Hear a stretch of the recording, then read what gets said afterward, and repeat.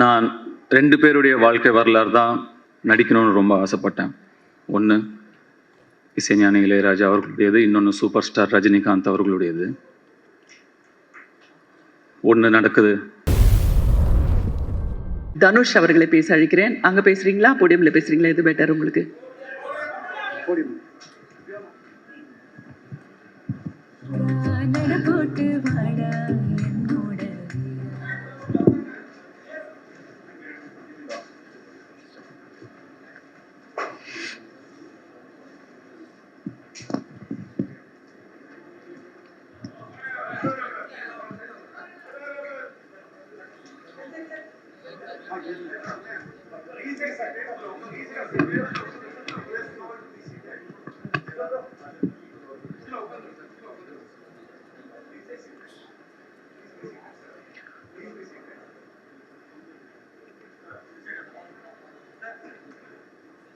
இசைஞானி இளையராஜா சார் அவர்களுக்கும், உலகநாயகன் கமல் சார் அவர்களுக்கும், என் நண்பர் வெற்றிமாறன் அவர்களுக்கும்,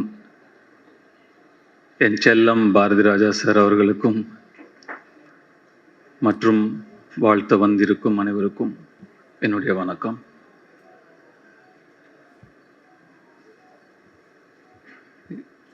எண்ணம் போல் வாழ்க்கை அப்படின்னு ரொம்பவும் நம்புறதும் அடிக்கடி சொல்றதும் உண்டு. What you think you become. Manifesting. நம்மள பல பேர் இரவு தூக்கம் இல்லைன்னா இளையராஜா சாரோட பாட்டை அப்படியே கேட்டுட்டு எதமா மெய் மறந்து தூங்குவோம். ஆனால் நான் பல இரவுகள் இளையராஜா சாராவே நடிச்சா எப்படி இருக்கும்னு என் மனசுல நடிச்சு பார்த்துட்டு படுத்துட்டே இருந்திருக்கேன், தூக்கம் இல்லாம. மேனிஃபெஸ்டிங். நான் 2 பேருடைய வாழ்க்கை வரலாறு தான் நடிக்கணும்னு ரொம்ப ஆசைப்பட்டேன். ஒன்று இசைஞானி இளையராஜா அவர்களுடையது, இன்னொன்று சூப்பர் ஸ்டார் ரஜினிகாந்த் அவர்களுடையது. ஒன்று நடக்குது. இது எனக்கு மிகப்பெரிய கர்வத்தை கொடுக்குது. இந்த இடத்துக்கு வர முடிஞ்சது, இந்த வாய்ப்பு எனக்கு கிடைச்சிருக்குங்கிறது. நான் இளையராஜா சாருடைய ரசிகன், பக்தன். அவருடைய இசைதான் எனக்கு துணை, மை கம்பேனியன். இது எல்லாருக்குமே பொருந்தும். அதை தாண்டி அவருடைய இசை எனக்கு ஒரு நடிப்பு ஆசானும் கூட. எனக்கு நடிப்புன்னா என்னன்னு தெரியாத காலத்துல இருந்து இப்போ வரைக்கும் ஒரு காட்சியை படமாக்கிறதுக்கு முன்னாடி அந்த காட்சிக்கு தகுந்த மூடில் இருக்கிற ஒரு இளையராஜா சாருடைய பாடலையோ பிஜிஎம்மையோ கேட்பேன். அந்த இசை அந்த காட்சியை எப்படி நடிக்கணும்னு எனக்கு சொல்லும்.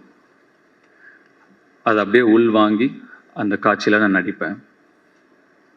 வெற்றிமாறன் ஒரு சில தடவை இதை பார்த்துருக்காரு நான் பண்ணுறத.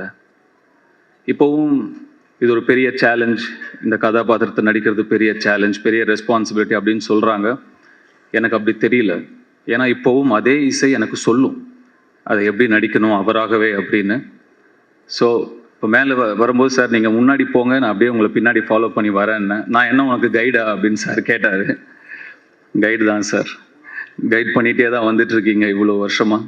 நான் ஃபாலோ பண்ணி வந்துட்டே தான் இருக்கேன். ஏற்கனவே சொன்ன ஒரு இன்சிடென்ட் தான், நான் திரும்பியும் சொல்கிறேன். நான் ஒரு பாடல் விடுதலைக்காக ரெக்கார்ட் பண்ண வரும்பொழுது சார் என்னை கேட்டாங்க, போய் பாடு அப்படின்னா. போகும்போது அவர் அங்கேயே இருந்தார். சார் நீங்கள் இங்கே தான் இருப்பீங்களா அப்படின்னு கேட்டேன். நான் என்னைக்கு உன் கூட இல்லை அப்படின்னு திருப்பி என்னை கேட்டார். ஆமாம் சார், என் அம்மா வயிற்றில் நான் இருக்கும்போதுலேருந்து நீங்கள் என் கூடயே தான் இருக்கீங்க அப்படின்னு நான் சொன்னேன். இப்போவும் அதுதான் உண்மை. கூடவே தான் இருக்கார், கூடவே தான் இருப்பார்.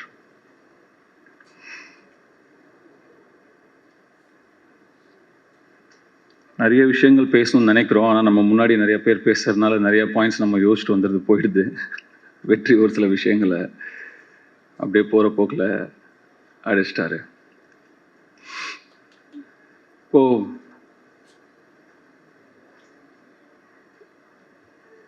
ஒரு ஆர்டிஸ்டாக நான் ஏதோ எனக்கு கிடைச்ச ஒரு மிகப்பெரிய அங்கீகாரமாக நான் நினைக்கிறேன். அந்த அழைப்பு இளையராஜா சார் கிட்ட இருந்தே எனக்கு வந்தது. இன்னும் எனக்கு ரொம்ப சந்தோஷத்தையும் நெகிழ்ச்சியையும் எனக்கு கொடுக்குது. இசையாகவே, இசை ஞானியாகவே, இசையின் கடவுளாகவே நடிக்கக்கூடிய வாய்ப்பை அந்த சிவன் எனக்கு கொடுத்துருக்காரு. அதை நினச்சி ரொம்ப நெகிழ்ச்சி அடைகிறேன்.